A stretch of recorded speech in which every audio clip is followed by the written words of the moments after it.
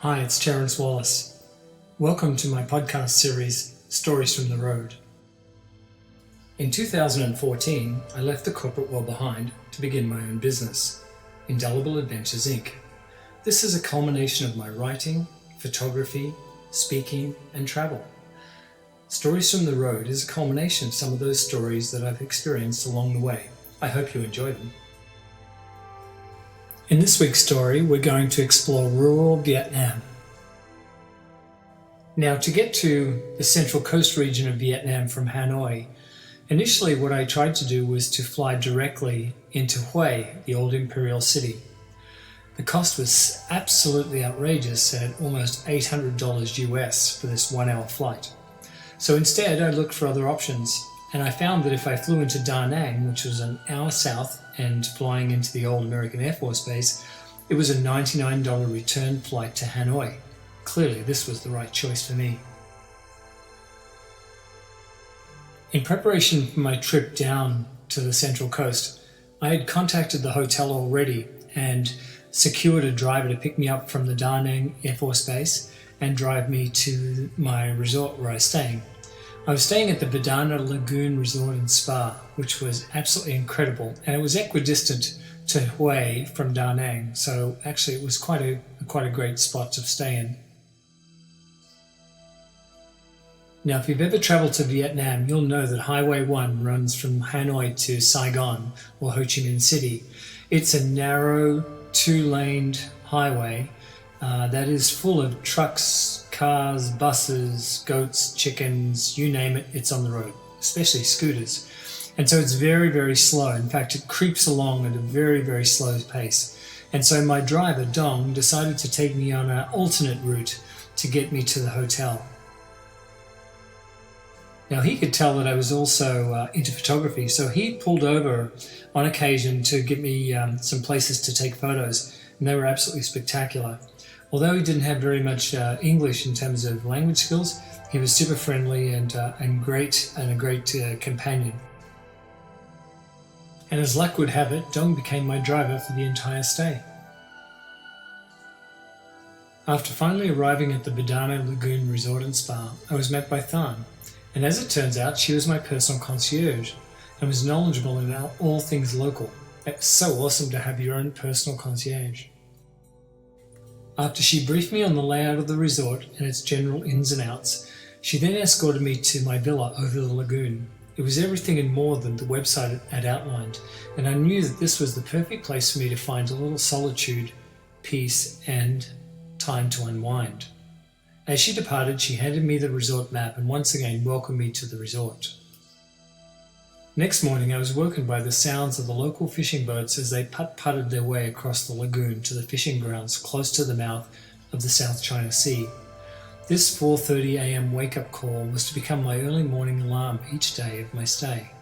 But on the first morning, I was restless and wanted to explore anyway, so why not get up now?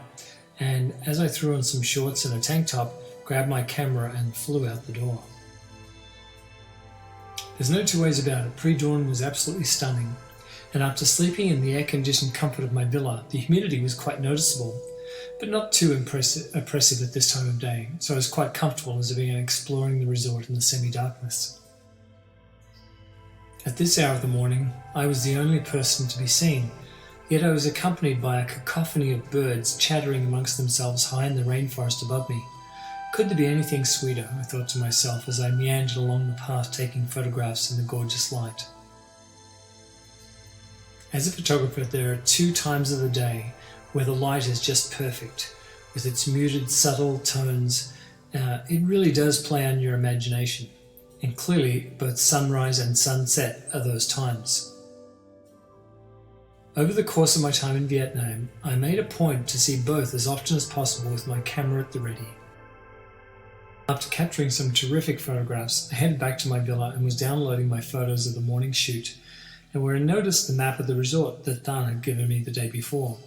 Turning it over, I realized that there was also a map on the back that outlined the local surrounding villages and points of interest. Wow, that's cool. Later that morning, as I relaxed by the pool, it struck me that I should explore these local villages and perhaps get out of my comfort zone a little and see what I can see. So later that afternoon, I grabbed one of the many bicycles that dotted the resort for guests to use, then following the rough map rode out of the front gate of the resort and into the local environment. At times it was riding on dirt roads, other times it was riding over paddy buns, and sometimes over even real roads.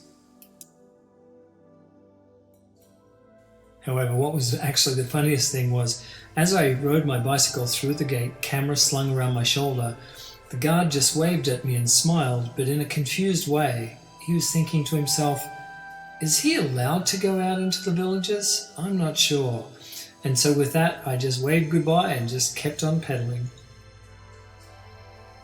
Clearly staying at the resort and seeing the local villages, I really did see at that point that there was a huge gap in terms of the living conditions and to what I was experiencing just a few hundred meters away. In fact, I felt quite guilty for the enormous disparity, but as I rode, something strange happening around me. I was the one with the guilt issues, not the locals, and they seemed incredibly happy and friendly as I slowly pedaled by, each of them waving and saying hello as I went. In fact, without fail, every person I encountered on my bicycle trip, young and old, said hello, which was accompanied with a huge smile.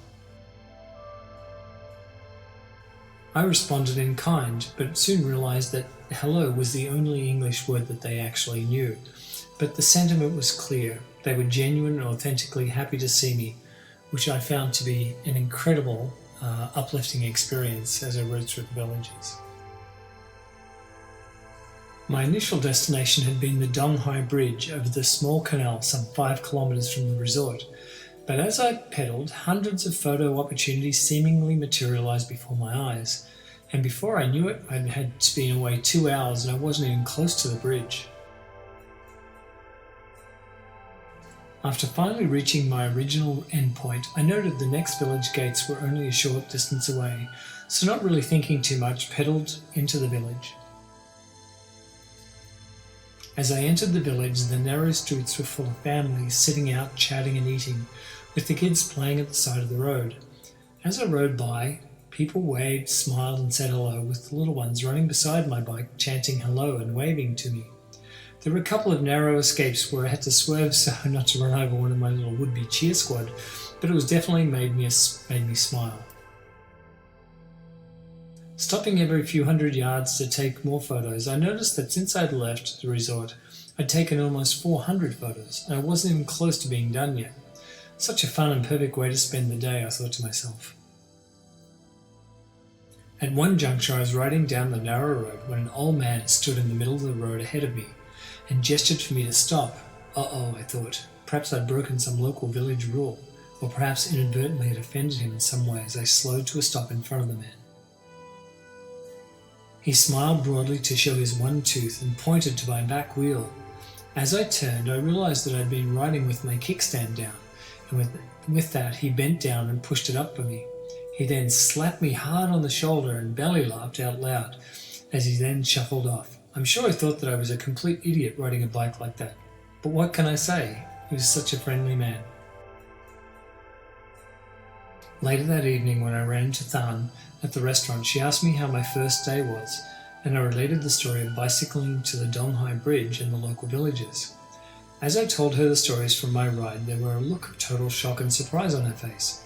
I then realized that very few guests ventured off the resort, especially without an interpreter or someone local to show them around.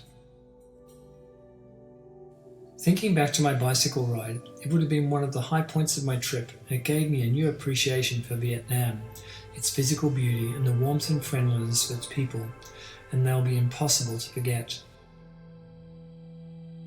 Another of the high points of my trip was a day trip to Hoi An, which is about an hour south of Da Nang, so it was about 2.5 hour drive.